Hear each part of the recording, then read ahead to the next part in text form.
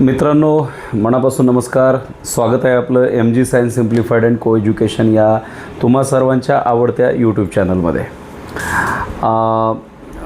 थोडासा उशीर झालेला आहे, वेळ झाला आहे, पण तरी पण ऑनलाईन या ठिकाणी येण्याचं कारण आहे की 5वी आणि 8वी शिष्यवृत्ती परीक्षा 2026 अंतिम निकाल जाहीर झालेला आहे.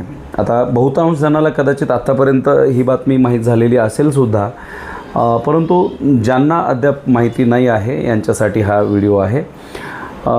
जनरली आपल्या सगळ्यांना माहितीच आहे की यामध्ये 22 फेब्रुवारी 2026 रोजी ही परीक्षा झालेली होती.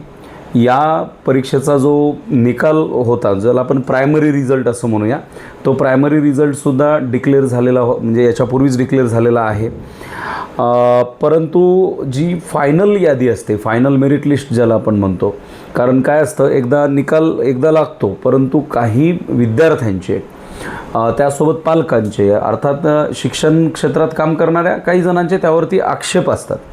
मग हे जे आक्षेप आहेत ते सर्व आक्षेप आता परीक्षा परिषदेने निकाली लावलेले आहेत.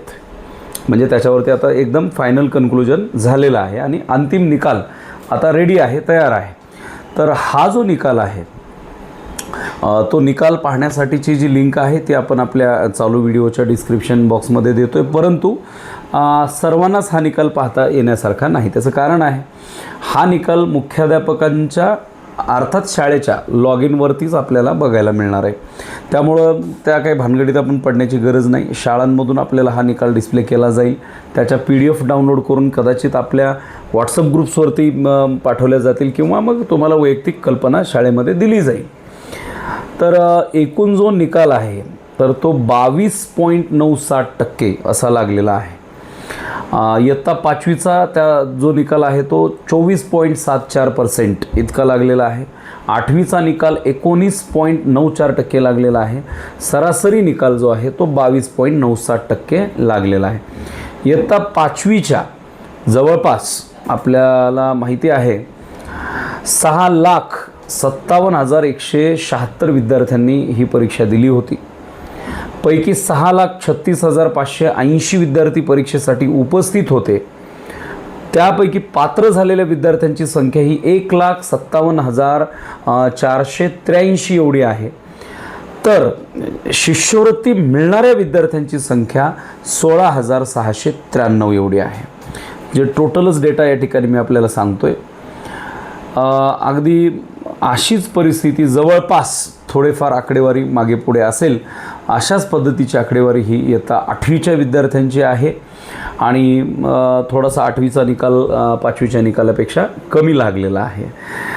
तर आता पुढे काय करायचं आहे, तर याच्यासाठी आपण सविस्तर एक वेगळा व्हिडिओ तर बनवणार आहोत, पण काही इंडिकेशन्स त्या संदर्भातले मी तुम्हाला देतो आहे की आपण आपल्या शाळेमध्ये वर्ग शिक्षकांशी संपर्क साधा, मुख्याध्यापक सरांशी आपण संपर्क साधा आणि आपला जो निकाल आहे तो त्यांच्याकडे आहे तो थोडासा तो मागून घ्या.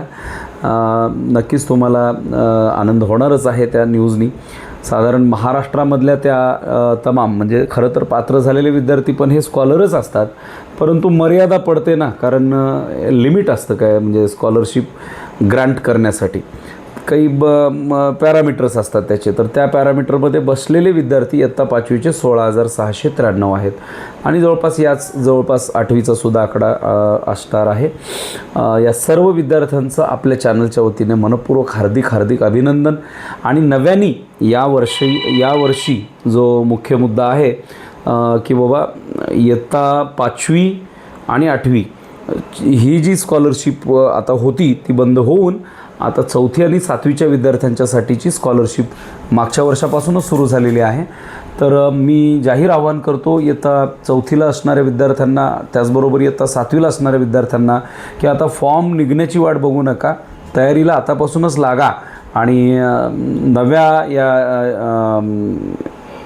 परीक्षेसाठी किंवा या स्कॉलरशिप एक्झामिनेशनसाठी आपण आतापासूनच प्रिपरेशन चालू ठेवा.